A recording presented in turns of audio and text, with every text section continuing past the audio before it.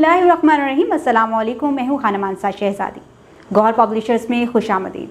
हमारा स्लोगन है redefining the geography of education through digital resources for conceptual learning. Dear teachers and students, हम Gauhar skill up series Urdu prep class पढ़ रहे हैं और आज हम पे फे से बनने वाले अल्फाज सीखेंगे, जुमले सीखेंगे और बहुत कुछ नया सीखेंगे। हमने यहाँ पर पे और फे से बहुत से नए अल्फाज सीखे हैं और साथ ही साथ हमने नए जुमले भी सीखे हैं। डियर टीचर्स, इस पेज के लास्ट पे आप लोगों के लिए हिदायत दी गई हैं। बच्चों को पे और फे से शुरू होने वाले अल्फाज और जुमलों की पहचान करवाएं। पे और फे जिन अल्फाज के शुरू, दरमियान या आखिर में इस्तेमाल हुआ है, इनकी पहचान करवाएं, जैसे परिंदा, आपी और फाटक वगैरह। बच्चों को बताएं कि फे एक भारी आवाज़ वाला हर्फ है जो तोड़ करते हुए इकट्ठा लिखा और पढ़ा जाता है। बच्चों को पे से शुरू होने वाले जिस्म के हिस्से जैसे पेट, पलकें, पसलियाँ वगैरह के नाम बताएं। बच्चों को बताएं कि बू मुख्तलिफ तरह की होती है, जैसे अच्छी, बुरी, हल्की और तीखी वगैरह। मुख्तलिफ चीज़ों से वजाहत करें। सरगर्मियाँ। सरगर्मी नंबर 1, तस्वीर देखें और हरूफ जोड़कर लफ्ज़ बनाएं। यहाँ पर तोड़ लिखे गए हैं और सामने तस्वीरें दी गई हैं। हम इनको जोड़कर एक नया लफ्ज़ लिखेंगे और देखेंगे कि इन तस्वीरों के नाम क्या हैं। फे, वाव, लाम, हम इसको मिला के लिखेंगे। फे, वाव, लाम, फूल। पे, ये, अलिफ और जे, प्याज। पे, रे, नून, दाल, हे, परिंदा। पे, वाव, दाल, अलिफ, पौधा। यहाँ पर तोड़ लिखे हुए थे, हमने इन तोड़ को जोड़कर इन तस्वीरों के नाम लिखे हैं।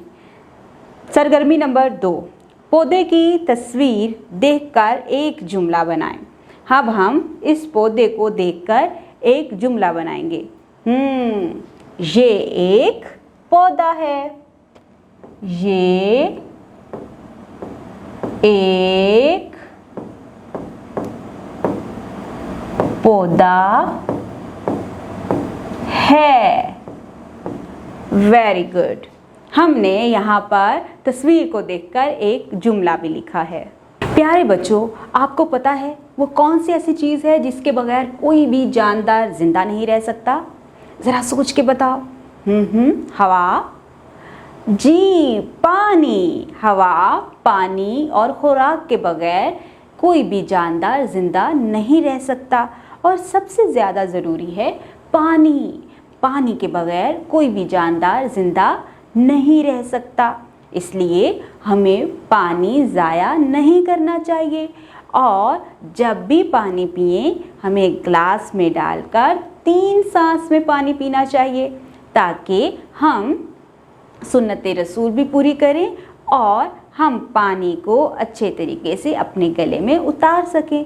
क्योंकि अगर हम तेज़ी से पानी पिएंगे तो हमें नुकसान होगा और हमारे गले में किसी दूसरी वेन में पानी चला जाएगा, जिससे हमें खांसी भी लग सकती है और बहुत मुश्किल भी पेश आ सकती है। इसलिए हमेशा पानी को आहिस्ता आहिस्ता 3 सांस में पीना चाहिए। इसके साथ ही साथ हमें जहाँ भी खुले बर्तन में पानी एक्स्ट्रा पड़ा हुआ नज़र आए, हमें वहाँ से उसको निकाल देना चाहिए, क्योंकि वहाँ पर मच्छर जमा हो जाएंगे। तो हमें पानी का बेहतर इस्तेमाल करना चाहिए। आज मैं आपको एक बहुत ही दिलचस्प बात बताने जा रही हूँ। हम यहाँ पर पानी के मुताल्लिक पढ़ेंगे, ठीक है? पानी अल्लाह ताला की बहुत बड़ी नेमत है, इसे ज़ाया होने से बचाएं। पानी बैठकर आहिस्ता आहिस्ता 3 सांसों में पीना चाहिए।